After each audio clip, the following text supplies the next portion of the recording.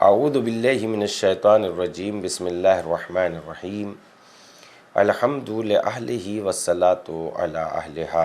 آؤ کتاب پڑھیں میں ہماری گفتگو حضرت عیسیٰ علیہ السلام کے حالات زندگی کے سلسلے میں ہو رہی ہے، اور گفتگو پیج نمبر 487 تک پہنچ چکی تھی۔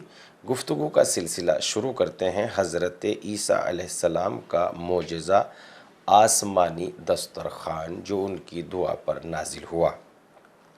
حضرت عیسیٰ علیہ السلام کے حواری 12 لوگ تھے جو ان کے خاص الخاص دوست تھے۔ ان میں سے بعض کے پاؤں ڈگمگا گئے تھے۔ ان حواریوں کے نام یہ ہیں: پطرس، اندریاس، یعقوب، یوحنا، پیلوپس، برتولوما، توما، متی، یعقوب بن حلفہ، شمعون، یہودا برادر یعقوب، یہودا اور یوتی۔ اس آخری شخص نے حضرت عیسیٰ علیہ السلام کے ساتھ خیانت کی تھی، یعنی یوتی نے۔ یہ لوگ حضرت عیسیٰ علیہ السلام پر ایمان لے آئے تھے، لیکن یہ لوگ حضرت عیسیٰ سے آسمانی معجزہ دیکھ کر اپنے دل کو یقین سے سرشار کرنا چاہتے تھے۔ لہذا انہوں نے حضرت عیسیٰ علیہ السلام کی خدمت میں عرض کیا، کیا آپ کا پروردگار ہمارے لیے آسمانی دسترخوان یعنی آسمانی غذا مہیا کر سکتا ہے؟ ان کے اس مطالبے نے جو شک و شبے کے پودے تھے ان کو اکھاڑ دیا اور حضرت عیسیٰ کو پریشان کر دیا۔ آپ نے انہیں تنبیہ کرتے ہوئے فرمایا، اگر تم لوگ ایمان لائے ہو تو خدا سے ڈرو۔ حواریوں نے کہا، ہم چاہتے ہیں کہ اس غذا سے کھائیں تاکہ ہمارے دل میں اطمینان و یقین اتر جائے اور اچھی طرح جان لے کہ آپ نے جو کچھ کہا وہ سچ ہے، تاکہ ہم اس پر گواہی دیں۔ حضرت عیسیٰ علیہ السلام کے حسن نیت سے آگاہ ہو گئے تو خدا کی بارگاہ میں عرض کیا، خدایا ہمارے لیے آسمانی دسترخوان نازل فرما، ہمارے اولین و آخرین کے لیے عید ہو جائے اور آپ کی طرف سے ایک نشانی شمار ہو، ہمیں روزی عطا فرما، تو بہترین روزی عطا کرنے والا ہے۔ خداوند متعال نے حضرت عیسیٰ علیہ السلام پر وحی نازل فرمائی، میں آپ کے لیے ایسا ہی دسترخوان بھیجتا ہوں، لیکن یہ یاد رکھ لیں کہ دسترخوان نازل ہونے کے بعد آپ کی ذمہ داری بڑھ جائے گی۔ اس کے بعد تم میں سے جو بھی انکار کرے گا اس پر ایسا عذاب نازل کروں گا کہ عالمین میں سے کسی پر بھی ایسا عذاب نہ ہوگا۔ سورہ مبارکہ مائدہ آیت نمبر 112 سے 115 تک کا مضمون۔ دسترخوان نازل ہوا اور اس کے اندر کچھ روٹیاں اور مچھلیاں تھیں۔ چونکہ وہ بروز اتوار نازل ہوا، لہٰذا انہوں نے اس روز کو عید قرار دیا۔ حضرت مسیح کی ایک دعا میں بھی آیا ہے کہ یہ دسترخوان ہمارے لیے عید کا سبب ہو، یعنی ہمارے لیے وجدان اور فطرت کی طرف پلٹائے جو توحید اور ایمان کی اساس ہے۔ روایت ہے کہ متعدد بار دسترخوان نازل ہونے کے بعد اللہ نے حضرت عیسیٰ علیہ السلام پر وحی نازل کی کہ آسمانی دسترخوان فقراء کے لیے بچھائیں، نہ کہ امراء کے لیے۔ جناب عیسیٰ نے ایسا ہی کیا۔ جب ایسا ہوا تو مالدار لوگ شک و تردید میں پڑ گئے اور لوگ بھی اس دسترخوان کے معجزہ ہونے کے بارے میں شک کرنے لگے۔ خدا نے اسی وجہ سے ان میں سے 333 مردوں کو سور کی شکل میں مسخ کر دیا، اور جو الٹی سیدھے حرکتیں کرتے تھے اور گندگی وغیرہ کھاتے تھے ان لوگوں کے رشتہ دار گریہ وزاری کرتے ہوئے حضرت عیسیٰ علیہ السلام سے متوسل ہوئے، لیکن 3 روز کے بعد وہ سب کے سب مر گئے۔ حضرت عیسیٰ کے انکساری کا نمونہ۔ ایک دن حضرت عیسیٰ نے اپنے حواریوں اصحاب خاص سے فرمایا، مجھے تم لوگوں سے ایک کام ہے، اسے انجام دوں۔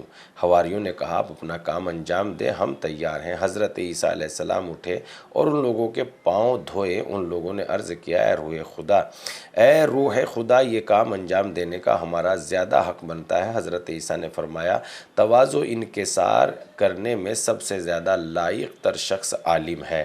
میں آپ لوگوں سے اس طرح انکسار سے پیش آیا ہوں تاکہ آپ حضرات دوسرے لوگوں کے ساتھ تواضع انکساری سے پیش آئیں۔ آپ نے مزید فرمایا، بالتواضع تعمر الحکمت ولا بالتکبر وکذلک فی السہل ینبت الزرع لا فی الجبل۔ حکمت کی تعمیر تواضع سے ہوتی ہے، نہ کہ تکبر سے۔ اس طرح زراعت نرم زمین میں ہوتی ہے، نہ کہ سخت زمین میں۔ خود پسندی کا نتیجہ اور توبہ کا قبول ہونا۔ حضرت عیسیٰ علیہ السلام کا تبلیغ دین کے لیے ایک اہم ترین کام سیر و سیاحت اور بیابانوں میں گھومنا تھا۔ آپ کا ایک دوست تھا جس کا قد چھوٹا تھا، وہ ہمیشہ آپ کے ساتھ نظر آتا۔ ایک سفر میں وہ حضرت عیسیٰ علیہ السلام کے ہمراہ سفر پر روانہ ہوا۔ دونوں چلتے چلتے ایک دربار کے کنارے پہنچے۔ حضرت عیسیٰ نے یقین خاص سے کہا بسم اللہ الرحمن الرحیم اور پھر پانی پر چلنا شروع کر دیا۔ اس کوہتا قد شخص نے جب حضرت عیسیٰ کو پانی پر چلتے دیکھا تو اس نے بھی یقین خالص سے کہا بسم اللہ الرحمن الرحیم اور پانی پر چلنا شروع کر دیا۔ وہ چلتے چلتے جب حضرت عیسیٰ تک پہنچا تو خود پسندی کے جال میں پھنس گیا اور اپنے آپ سے کہنے لگا یہ عیسیٰ روح اللہ ہے جو پانی پر چل رہے ہیں اور میں بھی پانی پر چل رہا ہوں، فما فضلہ علیہ، پس انہیں مجھ پر کیا فضیلت ہے۔ اس لمحے کے پاؤں بے قرار ہوئے اور پانی میں غرق ہونا شروع ہو گیا۔ اس نے فریاد بلند کی اے روح اللہ میرا ہاتھ تھام لے، مجھے غرق ہونے سے بچا لے۔ حضرت عیسیٰ علیہ السلام نے اس کا ہاتھ پکڑا اور اسے باہر نکالا اور فرمایا اے دوست تم نے کیا کہا کہ پانی میں ڈوبنے لگے تھے؟ پستہ قد دوست نے کہا کہ میں نے کہا تھا روح اللہ بھی پانی پر چل رہے ہیں اور میں بھی پانی پر چل رہا ہوں، بس ہمارے درمیان کیا فرق ہے؟ یعنی مجھے خود پسندی نے اپنے نرغے میں لے لیا تھا جس کی سزا مجھے مل گئی۔ حضرت عیسیٰ علیہ السلام نے فرمایا تم نے خود پسندی کی وجہ سے اپنے آپ کو اس مقام و مرتبہ پر سمجھا جو خدا نے تمہارے لیے قرار نہیں دیا تھا، لہذا تیرے اوپر خدا کا غضب نازل ہوا اور جو کچھ تو نے کہا اب اس سے توبہ کر۔ اس شخص نے توبہ کی اور اس کے بعد وہی مقام و مرتبہ مل گیا جس پر خدا نے اسے فائز کیا تھا۔ بلا زدہ میں حضرت عیسیٰ کی زندہ شدہ مردوں سے گفتگو ہوئی۔ ایک دن حضرت عیسیٰ علیہ السلام اپنے حواریوں کے ہمراہ نکلے جا رہے تھے کہ ایک گاؤں بلازدہ تک پہنچے۔ دیکھتے ہیں کہ وہاں پر انسان پرندے چرند سب موت کی نیند سو رہے ہیں۔ حضرت عیسیٰ نے اپنے ساتھیوں سے فرمایا معلوم ہوتا ہے کہ سب لوگ عذاب الہی کی وجہ سے موت کے گھاٹ اتر چکے ہیں، کیونکہ اگر وہ یک بعد دیگر مرتے تو ضرور ایک دوسرے کو سپرد خاک کرتے۔ حواریوں نے عرض کیا اے روح اللہ خدا اللہ کی بارگاہ میں درخواست کریں کہ وہ انہیں زندہ کر دیں تاکہ نازل ہونے والے عذاب کی وجہ بیان کریں جس کی زد میں یہ لوگ آئے تاکہ ہم اس کام سے پرہیز کریں جس کی وجہ سے ان پر عذاب نازل ہوا ہے۔ حضرت عیسیٰ نے خدا کی بارگاہ میں ان کے زندہ ہونے کی درخواست کی۔ آسمان سے آواز آئی کہ انہیں آواز دیں۔ حضرت عیسیٰ علیہ السلام رات کے وقت ایک ٹیلے پر چڑھے اور فرمایا اے اس گاؤں کے لوگوں ان میں سے ایک شخص زندہ ہوا اور اس نے کہا ہاں اے کلمہ خدا۔ آپ نے فرمایا تمہارے اوپر افسوس، تمہارا یہ کیا کردار تھا کہ تم اس عذاب میں گرفتار ہو گئے؟ زندہ شدہ مردہ نے کہا کہ 4 چیزوں کی وجہ سے ہم پر عذاب نازل ہوا ہے: طاغوت کی پرستش، خدا سے کم خوفی اور دنیا سے دل کی وابستگی، لمبی چوڑی امیدیں، دنیا کے کھیل کود۔ حضرت عیسیٰ نے پوچھا تمہارا دل دنیا سے کس قدر وابستہ تھا؟ زندہ شدہ مردہ نے کہا کہ جس قدر ماں کو اپنے بیٹے سے محبت ہوتی ہے، جس وقت دنیا ہماری طرف رخ کرتی تھی تو ہم خوشحال ہوتے اور جب پشت کرتی تھی تو ہم پر گریہ و زاری کرتے اور مغموم ہو جاتے۔ حضرت عیسیٰ علیہ السلام نے پوچھا تم لوگ طاغوت کی کیسے پرستش کرتے تھے؟ وہ زندہ شدہ مردے نے کہا کہ ہم گناہ گاروں کی اطاعت و پیروی کرتے تھے۔ حضرت عیسیٰ نے پوچھا تمہارے کام کی عاقبت کیسے انجام پذیر ہوئی؟ زندہ شدہ مردے نے کہا کہ ہم رات میں خوشی خوشی سوئے تھے اور اس کی صبح کو ہاویہ میں تھے۔ حضرت نے پوچھا ہاویہ کیا ہے؟ زندہ شدہ مردہ نے کہا ہاویہ سجین ہے۔ حضرت نے پوچھا سجین کیا ہے؟ زندہ شدہ مردے نے کہا آتش کے پنگھلے ہوئے پہاڑ ہیں جو تا قیام قیامت ہمارے اوپر بھڑکتے رہیں گے۔ حضرت عیسیٰ نے پوچھا جس وقت تم لوگ ہلاک ہوئے تھے تو تم نے کیا کہا تھا اور خدائی مامور نے تمہیں کیا کہا تھا؟ زندہ شدہ مردہ نے کہا ہم نے کہا تھا کہ ہمیں دنیا کی طرف پلٹا دے تاکہ ہم وہاں پر نیک کام انجام دیں اور زاہد و پارسا بن جائیں، تو ہمیں جواب دیا گیا کہ تم جھوٹ بولتے ہو۔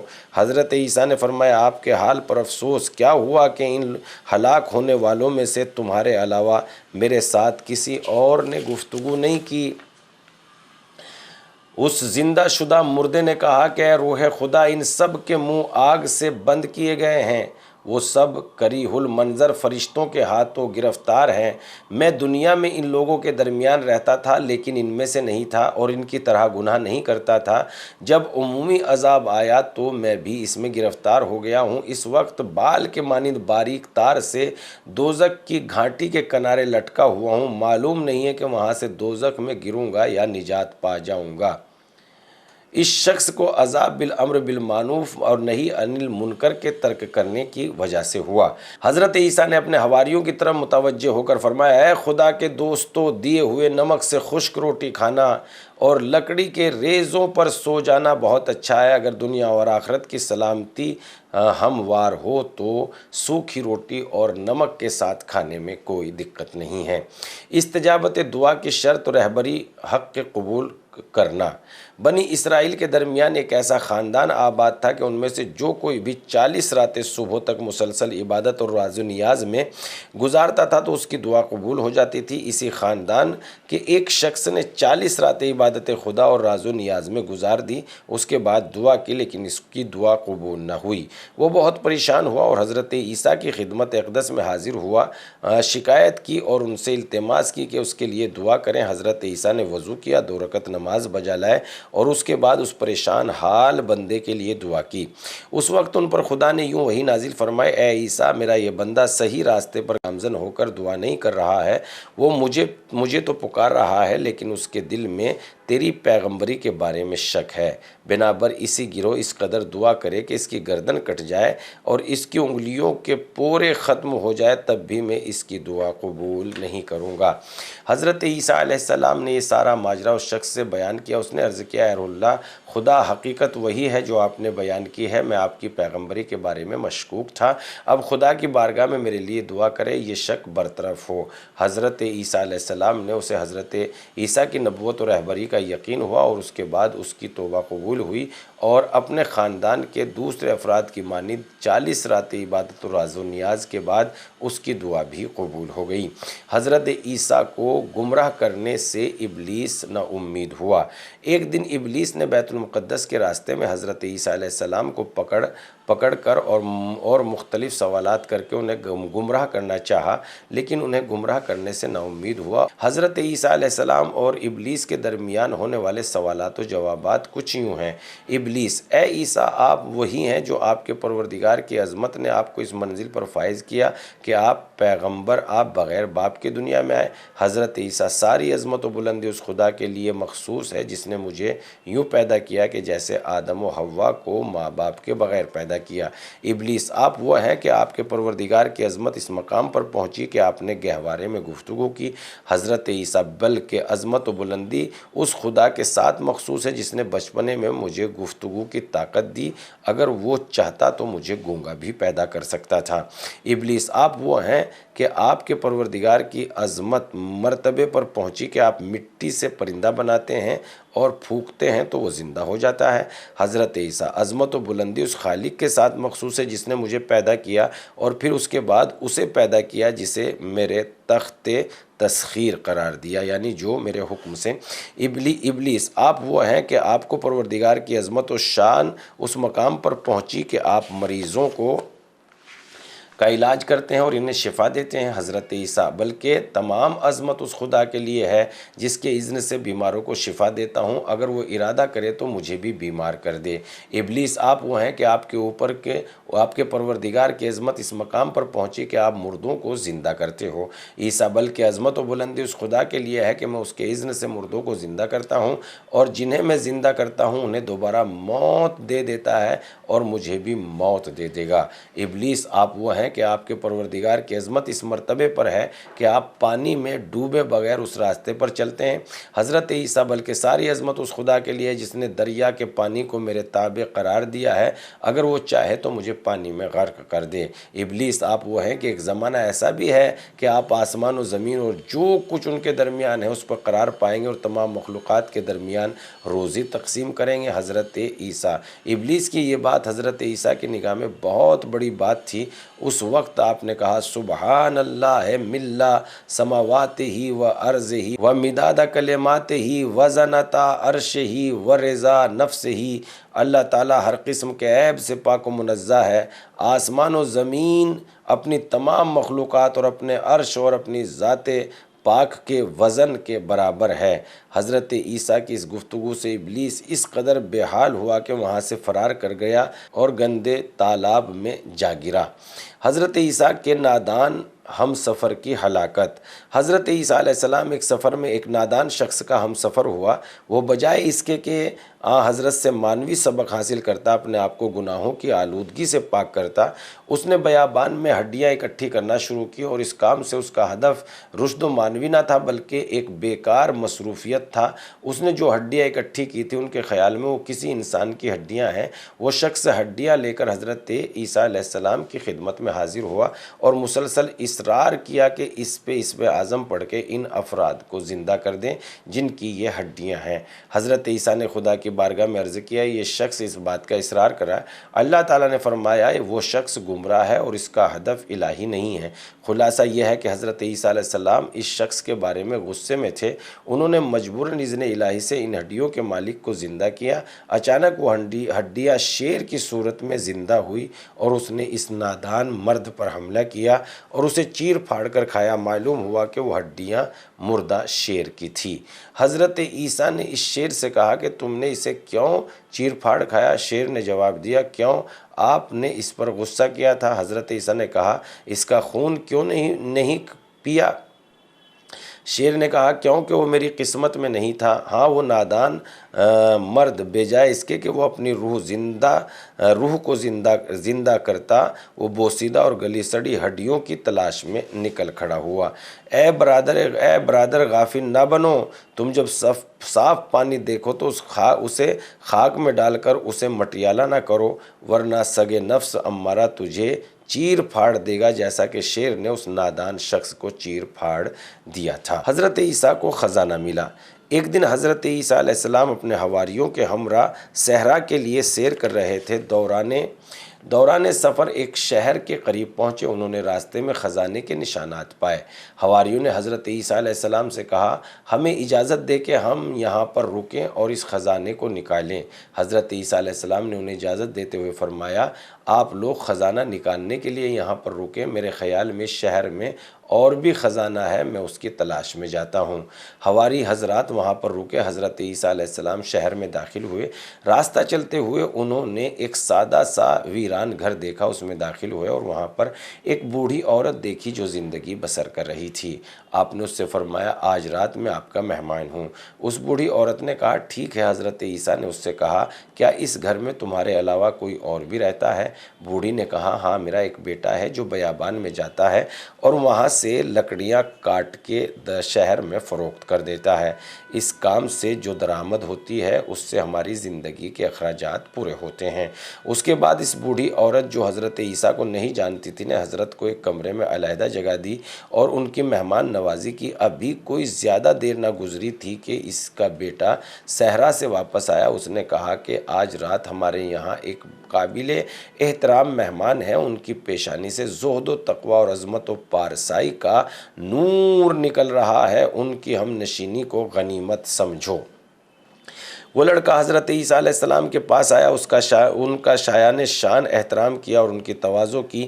ایک رات حضرت عیسیٰ علیہ السلام نے اس لکڑہارے سے احوال پرسی کی اور دوران گفتگو معلوم ہوا کہ وہ لڑکا ایک خرد مند اور دانا انسان ہے، لیکن جاں گداز انداز میں اس کے دل میں کوئی مشغول ہے۔ آپ نے اس سے فرمایا میں یوں دیکھ رہا ہوں کہ آپ کے دل میں غموں کا پہاڑ ہے۔ لکڑہارا ہاں میرے دل میں غم اندوہ کا پہاڑ ہے جسے برطرف کرنے پر کوئی بھی قادر نہیں ہے۔ حضرت عیسیٰ اپنے دل کا غم میرے سامنے بیان کرو، شاید اللہ تعالیٰ اسے برطرف کرنے کے اسباب مجھے الہام کر دے۔ لکڑہارا ایک دن میں پشت پر ایندھن उठाए हुए बादशाह के महल के करीब से गुजर रहा था। मैंने महल की तरफ देखा तो मेरी निगाह बादशाह की हसीन व जमील बेटी पर पड़ी। मैं उसके इश्क में गिरफ्तार हो गया। दिन बदन मेरे दिल में उसका इश्क बढ़ता गया, लेकिन ये काम मेरी कुदरत से बाहर है कि इस दुख का मौत के सिवा कोई इलाज नहीं है। हज़रत ईसा अलैहिस्सलाम, अगर तुम इस लड़की को चाहते हो तो मैं तुम्हारे विसाल के वसाइल आमादा करता हूँ। लकड़हारे ने सारा वाक़या अपनी वालिदा के गोश गुजार किया। माँ ने कहा, ऐ मेरे बेटे, मेरे ख़्याल में हमारा ये मेहमान कोई अजीम शख्स है। अगर इसने कौल दिया है तो ज़रूर उसे पूरा करेगा। इसके पास जाओ और जो कुछ कहे उसे सुने और उसकी इताअत करो। अगली सुबह लकड़हारा हज़रत ईसा अलैहिस्सलाम के पास आया। हज़रत ने उसने कहा कि बादशाह के पास जाओ और उससे उसकी लड़की का रिश्ता मांगो। लकड़हारा महल की तरफ रवाना हुआ। जब वो महल के करीब पहुंचा तो दरबानों ने उसका रास्ता रोका और पूछा, तुम्हें बादशाह से क्या काम है? उसने कहा कि बादशाह से उसकी लड़की का रिश्ता मांगने आया हूँ। वो लोग उसका मजाक उड़ाते हुए हंसे और लोग बादशाह को हंसाने के लिए उसे बादशाह के पास ले गए। उसने साफ बादशाह से कहा कि मैं तुम्हारी लड़की का रिश्ता लेने आया हूँ। बादशाह ने मजाक उड़ाते हुए कहा, मेरी बेटी का हक़ महर फुला मिक़दार के गौहर, याकूत, सोना, चांदी है। इसकी मिक़दार इतनी है कि हुकूमत के ख़जाने में इतनी मिक़दार का माल नहीं है। लकड़हारा, मैं अभी जाता हूँ, इसका जवाब बाद में दूंगा। लकड़हारा हज़रत ईसा अलैहिस्सलाम के पास आया और सारा वाक़या बयान किया। हज़रत ईसा ख़राबे में गए जिसमें मुख्तलिफ़ किस्म के पत्थर पड़े हुए थे। हज़रत ईसा ने एजाज़ इलाही के ज़रिए उन पत्थरों को गौहर, याकूत, सोना और चांदी में तब्दील कर दिया। उनकी मिक़दार इतनी थी कि जितनी बादशाह ने कही थी। आपने लकड़हारे से फरमाया, ये उठा लो और बादशाह के पास लेकर जाओ। लकड़हारा ने वो सब कुछ उठाया और महल में लेकर बादशाह की तहवील में दे दिया। बादशाह के दरबारी हैरान और परेशान हुए और उनसे कहा कि ये काफ़ी नहीं है, इतनी ही मिक़दार और लेकर आओ। लकड़हारा हज़रत ईसा के पास आया और सारा वाक़या बयान किया। हज़रत ईसा ने फरमाया, इस खराबे में जाओ और इतनी ही मिक़दार में हीरे जवाहरात उठाकर बादशाह के पास ले जाओ। लकड़हारे ने वही काम किया और जवाहरात लाकर बादशाह के सामने रख दिए। बादशाह ने उसके साथ गुफ्तगू की तो समझा कि ये सारे मोजेज़ात उस मेहमान के हैं जो उस लकड़हारे के घर में रह रहा है। वो मेहमान हज़रत ईसा के अलावा कोई और नहीं। उस लकड़हारे से कहा, अपने मेहमान से कहो यहाँ पर आए और मेरी बेटी का तुम्हारे साथ अक़्द पढ़ दे।